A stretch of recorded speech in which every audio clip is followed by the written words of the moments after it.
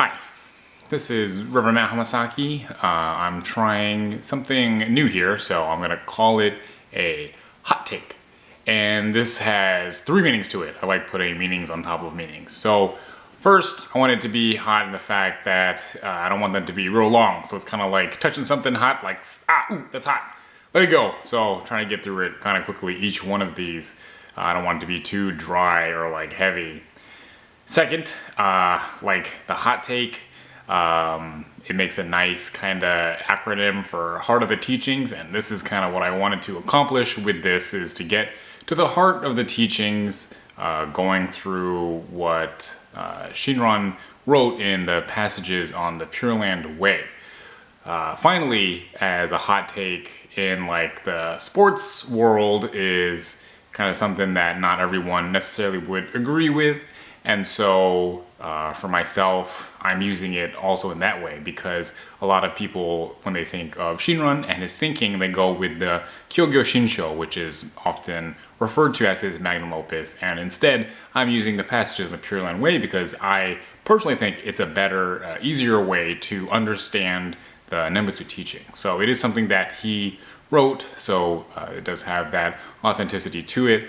But I feel like because it's a little bit shorter, because it's a little more concise, I feel like it's an easier way for us to understand. So I'll be using that as a model. You can actually follow along if you want to. If you go to Shinran Works, and then search for the passages on the Pure Land Way, you can follow along with the text. But if not, that's okay. You can just kind of listen to me and hopefully it'll help. So I'll be posting these also every week on Tuesday, so keep an eye out for more of these in the future.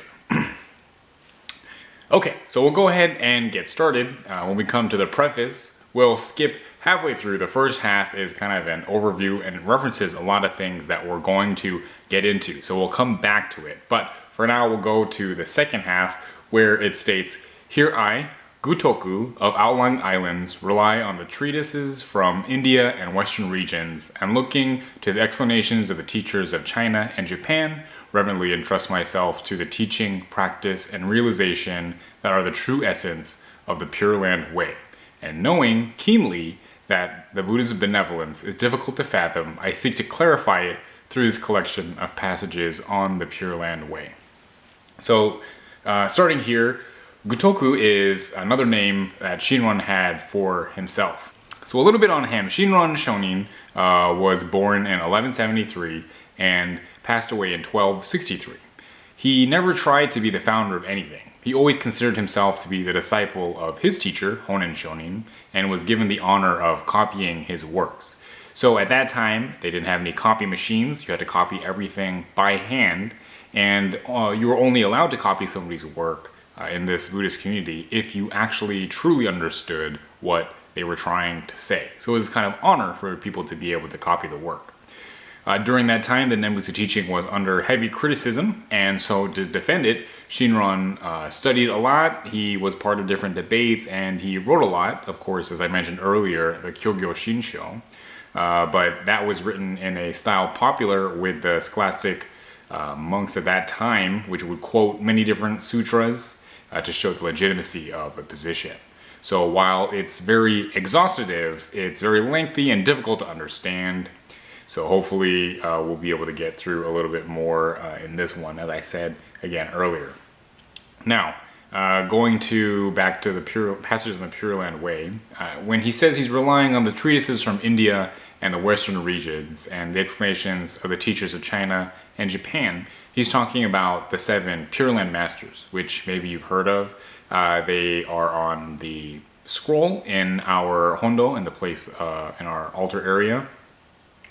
And it creates this lineage, this kind of authentic line going all the way back to the historical Buddha, and then people who were in India, and then from India as Buddhism moves into China, and then from China into Japan. So these masters didn't actually directly learn from each other, but there's this train of thought that goes through that links them, and that's how Shinran generates this kind of authentic lineage going all the way back to the Buddha. And then he talks about this teaching, practice, and realization, which we will go through as it's broken up in this passages on the Pure Land Way. And understanding that Buddha's benevolence is difficult to fathom, he tries to clarify it. So again, he's trying to clarify what he believes is the heart of the teachings, which now I'm trying to do through him. Okay, starting off with teaching. To begin, the teaching of the Pure Land Way is found in the Larger Sutra of Immeasurable Life. So the Larger Sutra of Immeasurable Life is one of the 3 Pure Land Sutras. The Larger Sutra on the Buddha of Immeasurable Life, the Smaller Sutra on the Buddha of Immeasurable Life, and the Sutra on the Contemplation on the Buddha of Immeasurable Life. So you kind of see that link there with the Buddha of Immeasurable Life, and that is a reference to Amida Buddha, the Buddha of infinite wisdom and compassion. So the word Amida actually comes from 2 different words, Amitayus and Amitabha, the A being a negator, or meaning no, and then Mida, kind of like meter, meaning to measure, and then Yus being light, and Ba being life. So immeasurable light and immeasurable life. Those are both metaphors for life, for compassion, and light for wisdom. So let's see, going back to the reading here, the central purport of this sutra is that Amida, by establishing the incomparable vows, has opened wide the Dharma storehouse, and full of compassion for small, foolish beings, selects and bestows the treasure of virtues.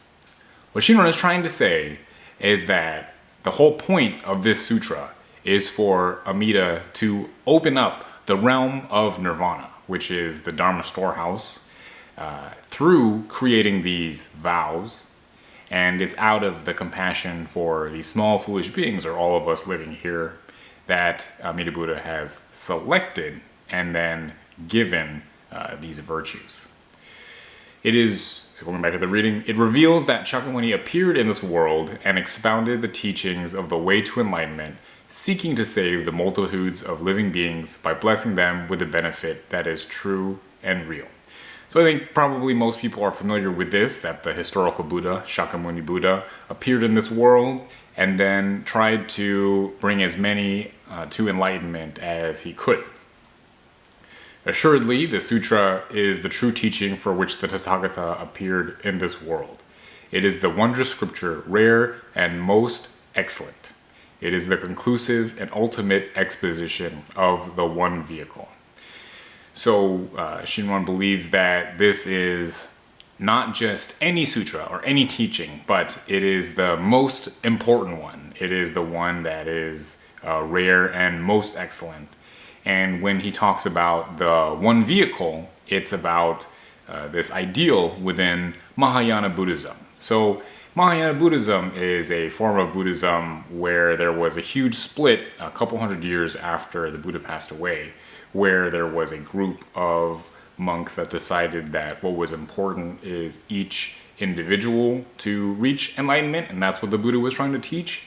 And the other group thought that the enlightenment of all beings was the most important, more than the individual. So with the one vehicle, there's this idea that if there's a smaller or inferior vehicle, only one person can ride in it, but in a superior vehicle or a great vehicle would be one that could carry all beings over. So if we're on one side and Nirvana's on the other side, the vehicle that could carry all of us over would be the superior one, and that's where this idea of a one vehicle comes from. So he continues, it is the right teaching praised by all Buddhas throughout the 10 quarters.